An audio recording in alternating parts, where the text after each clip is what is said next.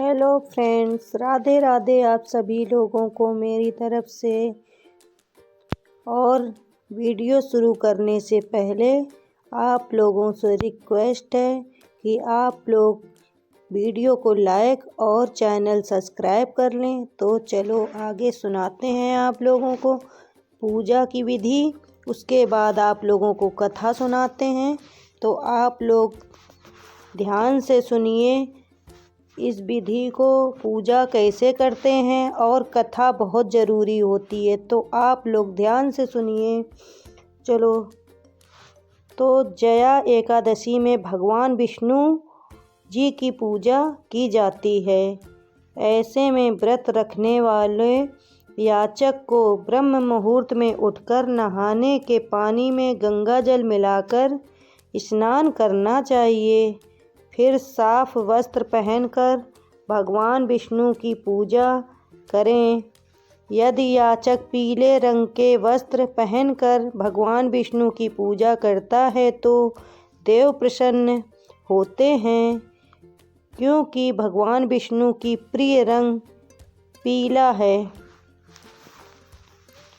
पूजा के समय भगवान को पीली चीज़ों का भोग लगाएं और चढ़ाएं।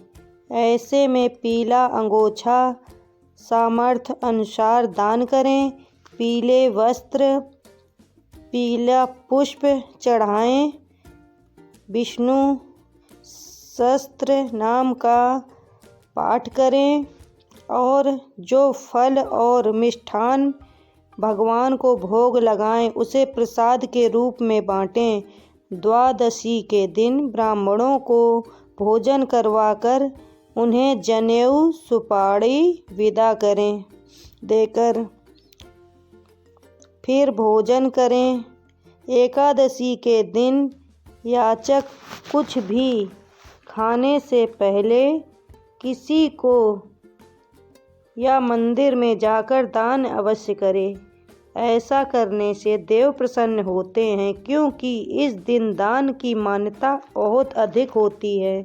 तो आगे अब हम आपको सुनाते हैं जया एकादशी की कथा। तो आप लोग बने रहिए, और अगर चैनल सब्सक्राइब ना किया हो तो आप लोग प्लीज़ चैनल को सब्सक्राइब भी कर लें।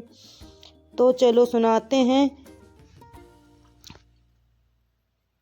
पौराणिक कथाओं के अनुसार एक समय स्वर्गलोक पर नंदन वन में उत्सव चल रहा था।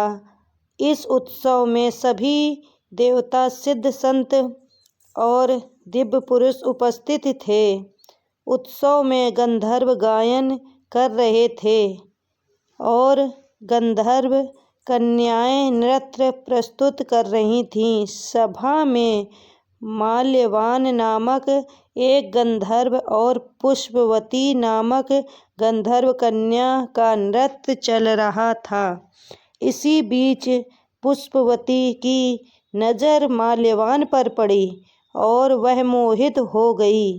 पुष्पवती सभा में मर्यादाओं को भूलकर ऐसा नृत्य करने लगी जिससे माल्यवान उसकी ओर आकर्षित हो।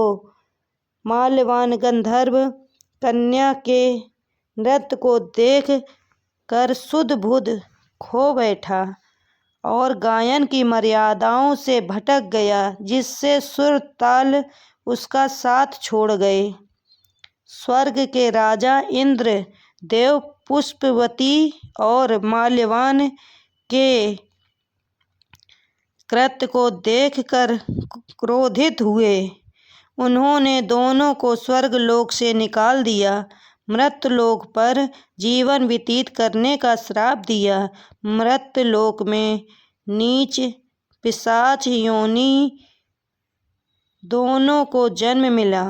श्राप के कारण दोनों पिशाच बन गए और हिमालय पर्वत पर एक वृक्ष पर दोनों का निवास स्थान बन गया। पिशाच योनि में रहने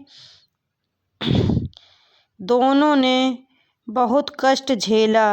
एक बार माघ शुक्ल पक्ष की एकादशी के दिन दोनों अत्यंत दुखी थे।